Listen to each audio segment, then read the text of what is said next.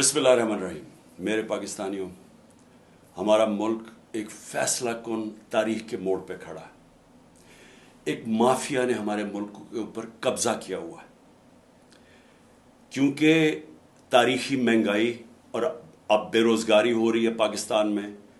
Election हारने से ये डर रहे हैं, और क्योंकि ये इलेक्शन की शिकस्त से डर रहे हैं, ये पाकिस्तान का आइन तबाह करने पे तुले हुए हैं, पाकिस्तान के सुप्रीम कोर्ट को तबाह कर रहे हैं।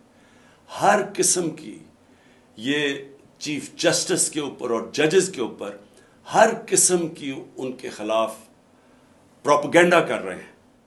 मैं चाहता हूं कि हफ्ते को मगरिब से 1 घंटा पहले आप अपने घरों से बाहर निकलें, अपने महलों में जाएं, या गांव में हैं तो अपने गांव में निकलें, अपने आइन को बचाने के लिए, अपने बच्चों के मुस्तकबिल को बचाने के लिए, अपने सुप्रीम कोर्ट को बचाने के लिए, अपने चीफ जस्टिस के साथ इज़हार यकजहती दिखाएं।